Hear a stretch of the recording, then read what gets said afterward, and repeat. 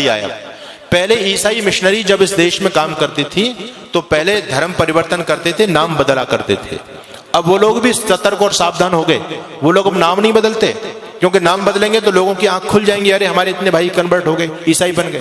तो नाम वही रखते हैं लेकिन अंदर से धर्म परिवर्तन करा देते हैं, जिससे हम लोग गफलत में सोते रहे। आप लोगों ने छत्तीसगढ़ के मुख्यमंत्री होते थे, नाम था अजीत जोगी। नाम सुनकर के आपको क्या लगता है जी, कौन होगा? अजीत जोगी। आपको लगेगा कि हमारे आदित्यनाथ योगी का ही भाई होगा अजीत जोगी को। नाम हिंदुओं जैसा उस व्यक्ति का, लेकिन व्यक्ति कौन था? ईसाई, पक्का ईसाई।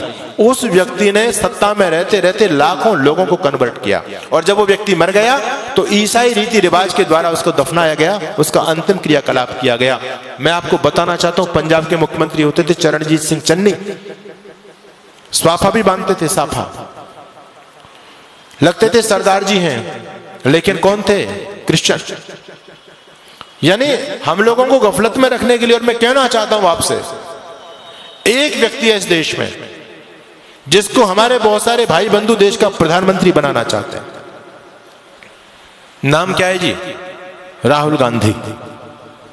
ठीक है, हो सकता है मेरी बात से लोगों को कुछ मिर्च भी लगे। नाम है राहुल गांधी, लेकिन कौन है? धर्म से बताओ मुझे, क्या धर्म है उस व्यक्ति का? है वो ना मुसलमान ना ईसाई, वो तो वर्ण संकर खिचड़ी है।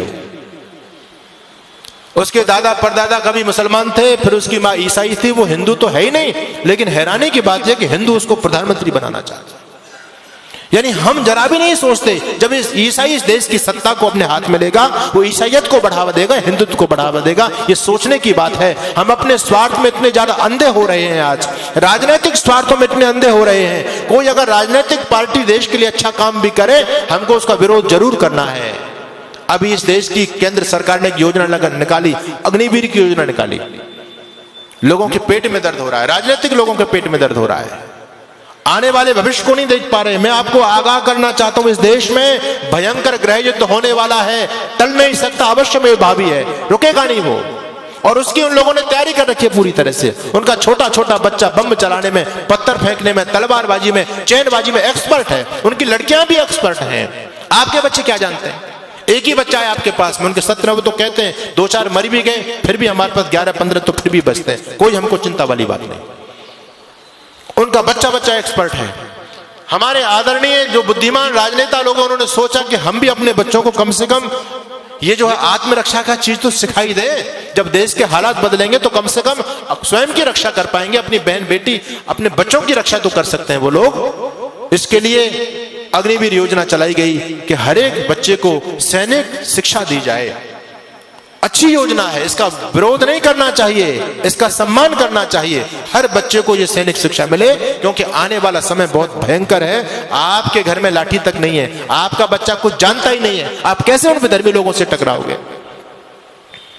एक सज्जन कहने लगे, अब हमको AK-47 रखनी पड़ेगी, बंदूक रखनी पड़ेगी, भाला रखना पड़ेगा, अपने घर में फरसा रखना पड़ेगा, लाठी रखनी पड़ेगी। अरे मैंने कहा, इतने हथियार के नाम तुमने गिना दिए, इन हथियारों को चलाएगा कौन? कोई चलाने वाला है तुम्हारे पास में? एक बच्चा है, उसको हमने क्या बनाना चाहते हैं? उसको DM बनाना चाहते हैं। वो लोग कहते हैं हिंदू इतना मूर्ख प्राणी है धरती पर, एक बच्चा करके अपने बच्चों को DM बनाना चाहता है। हम 17 बच्चा पैदा करते हैं, इस देश का PM अपना बनाएंगे। जिस दिन इस देश का PM हमारा बन जाएगा, DM कुछ नहीं बेचेगा, शासन हमारे हिसाब से चलेगा। क्या लोगों की योजना है?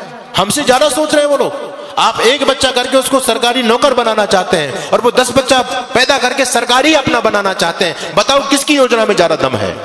हम तो कहीं नहीं ठहरे उनके सामने। उनका इतना समर्पण देखो। आपको मैं धन्यवाद करूंगा कि आज हमारे नौजवानों की संख्या है, यहाँ बच्चे भी आते हैं, बहुत कम उपस्थिति में आते हैं, लेकिन उनकी मस्जिद के अंदर आप जाकर के देखो कितने नौजवानों की फौज है वहां, क्योंकि वो उस काम को कंपलसरी समझते हैं। हम इस धर्म कर्म को, सत्संग को कंपलसरी नहीं समझते। हम तो ये समझते हैं ये हमारे काम का, बच्चों का क्या काम है इसमें, स्वयं हाथ हिलाते हुए चले जाते हैं। लेकिन वो लोग सारे के सारे समर्पित हैं अपने मिशन के लिए। इसलिए मैं आपके बीच में निवेदन कर रहा हूं, भयंकर आंधियां चलने लगी हैं, ज्वार को पैदा करो। मैं तो एक बात कहता हूं साहब, अब भाईचारे की बात बंद कर दो। अपने वजूद को, अस्तित्व को बचाना चाहते हो तो अब कट्टरता अपने अंदर पैदा करो। हम दुनिया से इसलिए खत्म हो गए, सारी उदारता की ठेकेदारी हम लोगों ने अपने ऊपर ले रखी है बस।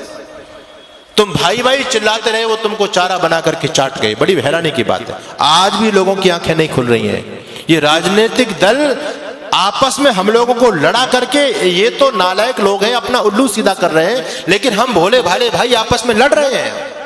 उनके षड्यंत्र को नहीं समझ पा रहे हम पूरी तरह से। आप लोगों को अभी उदयपुर में जो हुआ, एक केवल ट्रेलर देखा है, फिल्म चलनी बाकी है। द कश्मीर फाइल आपने देखी है, ये 30 साल पहली घटना है। अगर इसी प्रकार से सोते रहे तो 30 साल बाद देखना गली गली में कश्मीर फाइल चलेगी। अभी उनकी आबादी केवल 25% है सरकारी आंकड़े के हिसाब से, और 25% रहने के बावजूद भी वो आपको सड़कों पर नहीं निकलने देते। रामनवमी का जुलूस नहीं निकाल सकते आप, हनुमान जयंती का जुलूस नहीं निकाल सकते आप। निकालने का प्रयास किया, क्या स्थिति हुई? आपके राजस्थान में बहुत सारे जिले हैं, आप वहां जाकर के देख लीजिए। हम 26 जनवरी 15 अगस्त पर तिरंगा यात्रा नहीं निकाल सकते। अभी वो केवल 25% है, तब आपको सड़क पर नहीं निकलने दे रहे हैं। जिस दिन 40 और 50% हो जाएंगे, आप लोग क्या सोचते हैं कि आपको अपने घर में रहने देंगे? वो संभव ही नहीं है। अपने